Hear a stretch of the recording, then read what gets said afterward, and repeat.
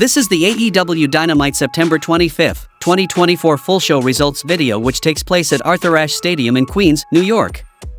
The show opens with Nigel McGuinness making his entrance, confident that Bryan Danielson is neither here nor cleared to compete. Danielson's normal music plays twice but no American Dragon, so Nigel gets on the mic and demands referee Paul Turner count 10, declare him winner by forfeit, and strip Bryan of the AEW World Championship.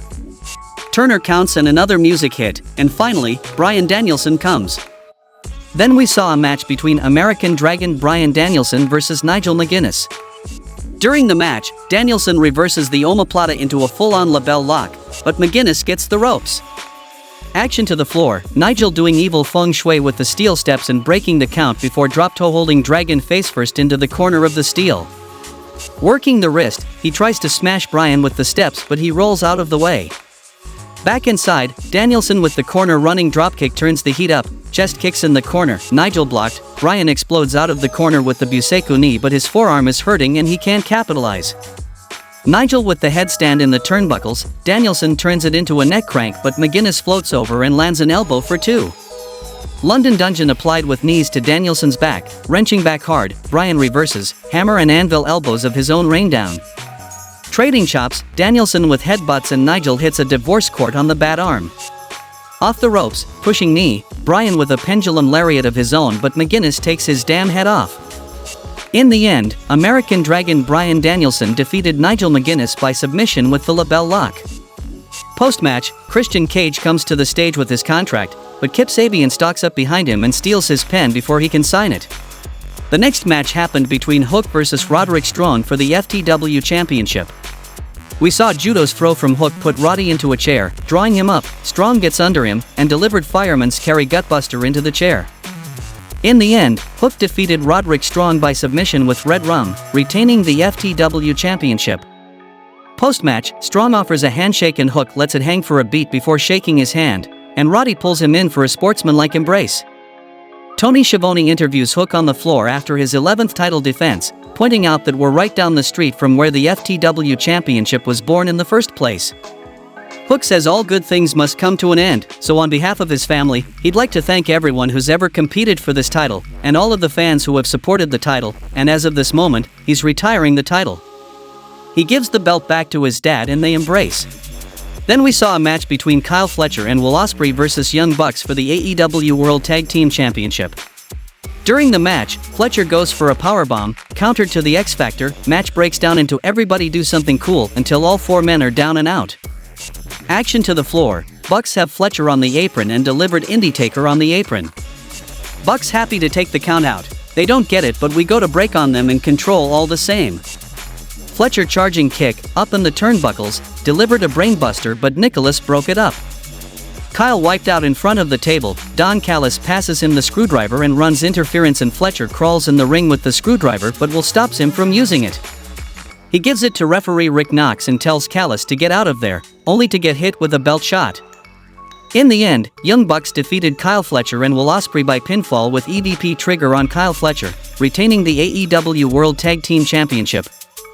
Renee Paquette interviews the conglomeration backstage and they induct Rocky Romero into their group. Mark Briscoe talks about how we're right next door to where the Briscoe brothers had their last tag team match ever and they're gonna give the learning tree a dem boy-sized ass whooping and the word of the day is vociferous, much like this crowd here in Long Island. Tony Schiavone introduces Prince Nana for an interview on the stage and he says mentally nothing can stop Shane Strickland, the most dangerous man in AEW, but physically he's not cleared to come back yet, but he's fighting hard every day for each and every one of us. He's interrupted by Montel Vontavious Porter and he introduces himself as MVP and says of course Nana already knows that. He agrees that Swerve is the most dangerous man in AEW, and he'll do him one better, Swerve is the most phenomenal talent to ever set foot in an AEW ring.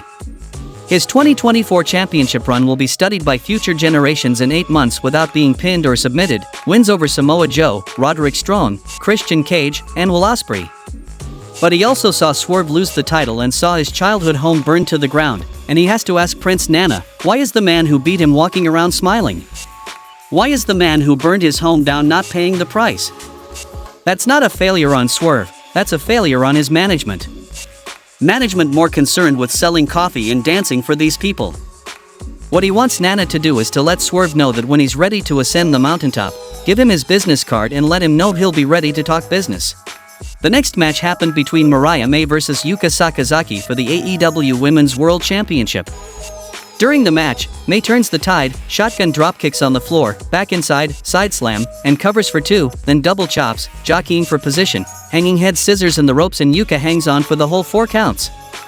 Trading right hands over the ropes, Mariah with a fireman's carry, but Sakazaki slips out, cover for 2. In the end, Mariah May defeated Yuka Sakazaki by pinfall with Storm Zero, retaining the AEW Women's World Championship. Post-match, May is ready to attack, but Willow Nightingale makes the save. Mina Shirakawa's music hits and Mariah attacks Willow to rush down and embrace her despite Mina's distress at the wake of the carnage May leaves behind her. Mariah goes so far as to throw Shirakawa in front of a charging Sakazaki and hightail it up the entry tunnel. In the main event of the show, we saw a match between Darby Allin vs Jon Moxley, and if Jon Moxley wins, he will get the title shot against Bryan Danielson at WrestleDream pay-per-view. Moxley out the gate with punches in the corner, dealing him across the ring, choking him in the ropes, Allin bleeding from the mouth already. Scoop and a slam, another one, throwing his legs into the ropes as he drops him, seated senton on the knee, hammer whip sends Darby crashing to the floor. Darby Allin is on Moxley and stuffs his arm into the hollow ring post to trap him for overhead elbows.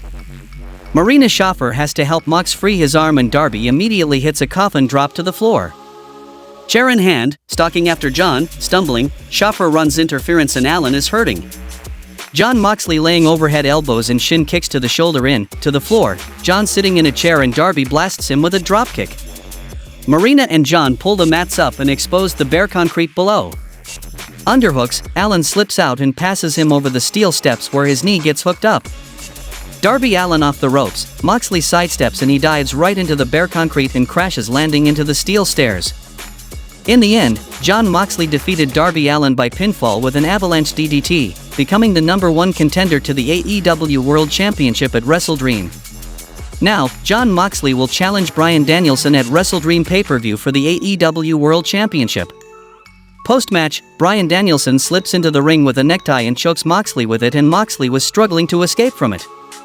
Marina Shaffer tries to pull him off with a sleeper, but Danielson was out of control, and then it takes Claudio Castagnoli and Pac both to manage to pull the American Dragon off of him.